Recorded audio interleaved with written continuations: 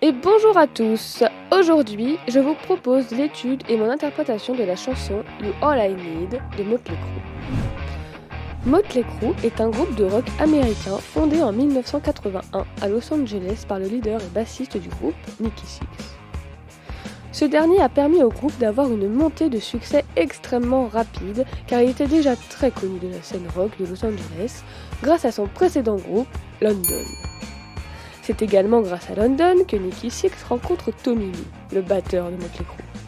Pour compléter le groupe, on trouve Vince Neil, le chanteur, ainsi que le guitariste Mick Mars qui est à l'origine du nom Motley Crue, qui peut se traduire par équipage hétéroclite. Musicalement, Motley Crue est souvent caractérisé comme étant le groupe fondateur du glam metal et du glam rock. Pour ce qui est de la sonorité du groupe, on va s'intéresser à chacun des membres. On commence tout d'abord par Nikki Sixx, qui est l'auteur et le compositeur de toutes les chansons de Motley Crue. On retrouve donc sa principale caractéristique dans les paroles qui sont souvent sans détour et parfois violentes ou dérangeantes. Son jeu de basse se distingue quant à lui par les slides qui sont très fréquents dans les chansons. Tommy Lee, lui, se distingue des autres batteurs par ses incroyables performances scéniques. L'utilisation de cloches dans son set, par exemple, est une des caractéristiques et évidemment son importante énergie très contagieuse et parfaitement indissociable du son de Motley Crue. Ensuite, Vince Neil, comme tous les chanteurs, se distingue évidemment grâce à sa voix caractéristique. Son interaction avec le public, et notamment avec les femmes, est avec le temps devenue une caractéristique du groupe. Pour finir, Mick Mars est un guitariste dont la principale caractéristique est son accordage une tonalité plus basse que la tonalité standard. Il se distingue également par des solos assez courts et un jeu bien puissant. Parmi les chansons les plus connues de Motley Crue, on peut citer par exemple Look That Kill, Home Sweet Home, Wild Side, Dr. Feelgood ou Saint of Los Angeles par exemple. Mais nous, on va parler aujourd'hui de You All I Need, qui est issu du 4e album studio de Motley Crue, Girls with Girls, sorti en 1987 sous le label Elektra. Alors, pour l'état des lieux de Motley Crue en 1987, je vous conseille de bien attacher vos ceintures. Déjà, le titre qui a donné son nom à l'album est assez significatif de l'ambiance qui régnait dans le groupe cette année-là. Girls, Girls, Girls est bien loin d'être la chanson la plus sexiste de Motley Crue, mais le clip qui l'accompagne en revanche montre bien le sexisme dont faisait preuve le groupe cette année-là. Mais la chanson résumant le mieux l'ambiance dans laquelle le groupe était plongé, c'est Dancing on Glass. En effet, c'est durant la tournée américaine puis mondiale que cela se fait particulièrement remarquer. C'est en compagnie de leur première partie, Guns N' Roses, qu'ils se produisent toujours dans un état similaire tous les soirs. Les journées s'enchaînent avec des réveils vers 17h, des grosses cuites, beaucoup d'alcoolisme, de coke, de groupies et surtout beaucoup d'héroïne.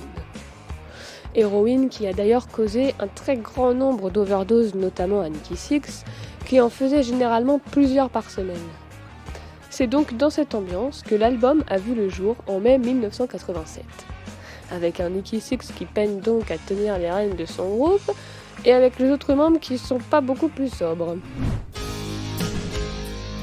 Le titre dont nous allons parler sort cependant du lot en étant l'une des rares ballades du groupe. C'est d'ailleurs cet aspect que je trouve particulièrement intéressant. Pour commencer, la première chose à savoir, c'est qu'il y a deux versions des faits concernant You All I Need. Une version officielle qui a été présentée par le groupe à la sortie de la chanson, et une version plus officieuse qui a été révélée 20 ans plus tard par Nikki Sixx. À l'origine de controverses, la chanson a dû subir de la censure de la part de MTV et de nombreuses radios. Il existe donc deux versions. La version que l'on entend lorsque l'on visionne le clip et la version que l'on retrouve sur l'album. Dans les deux versions, seules les paroles diffèrent. Pour l'étude qui va suivre, nous allons nous baser sur la version dépourvue de censure, c'est-à-dire celle qui se retrouve donc sur l'album. Nous allons également nous concentrer dans un premier temps sur la version officielle des faits. Donc, officiellement, You All I Need est une chanson qui a été inspirée au groupe par l'histoire d'un homme qui a fini par tuer sa femme. Le texte est donc écrit du point de vue du tueur, de telle sorte que Vince Neil chante cette chanson en étant à la place de cet homme. Tout d'abord, rappelons qu'en 1987, on ne parlait pas de féminicide, ni même de ce genre d'histoire autant qu'aujourd'hui. You All I Need n'est en aucun cas une chanson qui cherche à dénoncer ces comportements. C'est ce qui est intéressant dans les paroles de cette chanson, que le but n'est en aucun cas de dénoncer ou condamner, mais plutôt au contraire de comprendre ce qui peut pousser un homme amoureux à tuer son âme sœur. Ce qui est particulièrement poignant dans cette chanson, c'est le contraste entre la violence et la tendresse. En effet, ces deux aspects s'opposent constamment durant toute la chanson. Pour commencer, on a la violence du geste qui est associée à la rage et à la colère de l'homme qui a été poussé à commettre l'irréparable. Ici, cet aspect est porté par le texte et par la voix de Vince Neil qui est rocailleuse et puissante.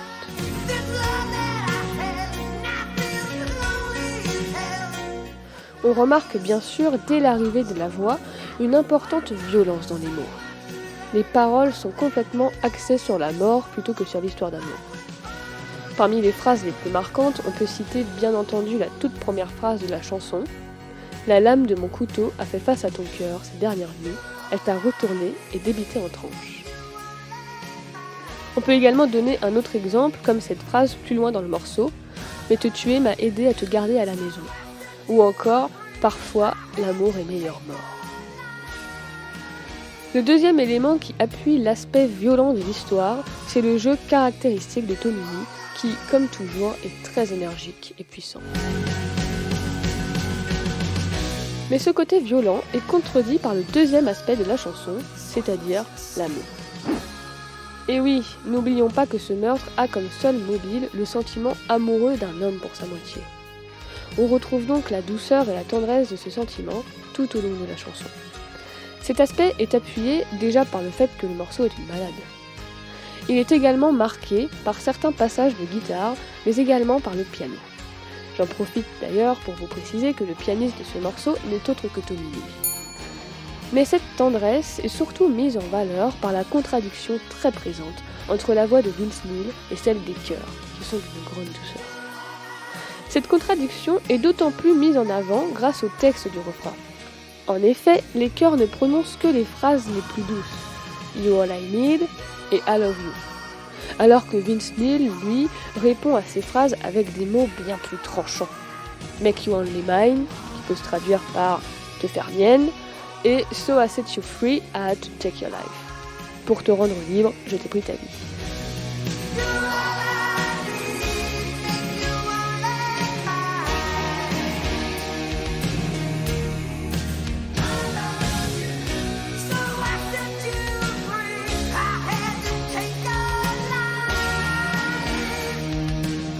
Parlons à présent du solo de guitare de Mick Mars. Alors on a là un solo typique de ballade qui appuie donc tout naturellement l'aspect doux et tendre du sentiment amoureux. Il commence avec des notes tenues au début du solo qui représentent justement la douceur qui existe dans la relation jusqu'à sa fin dramatique. Il y a ensuite deux grandes montées progressives de tonalité qui représentent la montée en puissance de la colère de l'homme. Elles sont suivies de trois montées plus petites qui représentent la montée en puissance de la colère que l'homme éprouve contre lui-même après l'acte. Ce qui peut être considéré comme de la rancœur ou du regret. Le solo se termine par la répétition d'une même note qui semble être comme martelée. Cette note peut donc être facilement assimilée au regret persistant qui hante avec répétition l'homme qui purge désormais sa peine en prison. Le solo de Mick Mars se trouve être à lui seul un petit résumé de l'histoire d'amour et de la tragédie, avec les trois phases qui résument respectivement d'abord le couple qui va bien et qui s'aime, puis la progression de la colère avant et après l'acte, et pour finir, la rumination et le regret. On a également un côté répétitif dans le solo, car Mick Mars joue deux fois la même chose successivement, ce qui peut se traduire par la répétition de disputes et de déceptions qui ont fini par mener à cette fin tragique que l'on sait.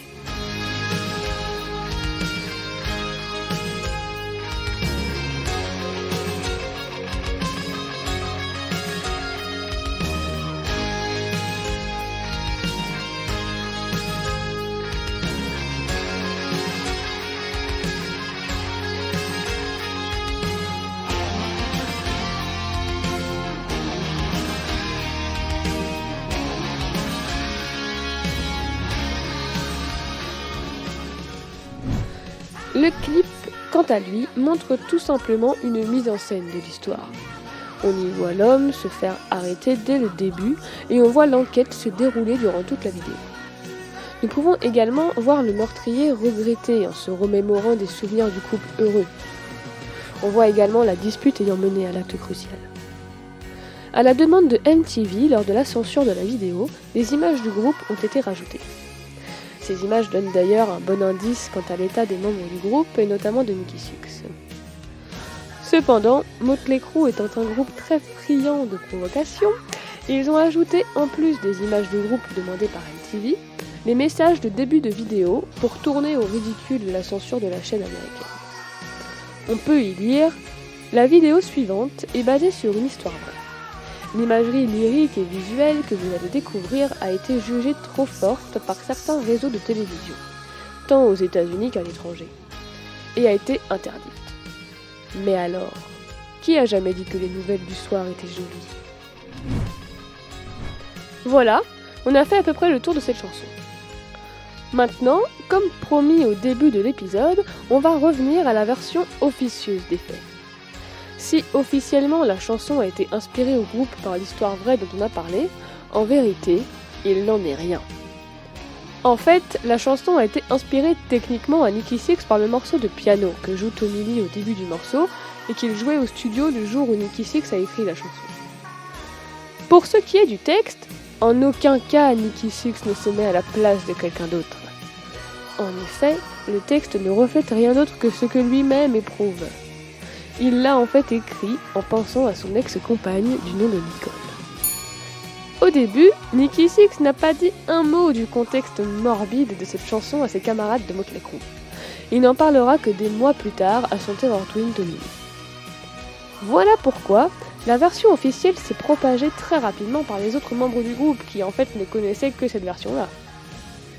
Néanmoins, dès la fin de l'enregistrement de la chanson, Nikki Sixx est allé trouver la fameuse Nicole à son domicile, munie d'une copie de la chanson sur une cassette. D'un air doux et nostalgique, il s'est assis à côté d'elle et lui a dit qu'ils avaient eu de beaux moments ensemble, et qu'il lui avait apporté une chanson qu'il a écrite pour elle et qui figurera sur le prochain album de Motley Crue. Il s'est ensuite levé et a inséré la cassette dans le lecteur.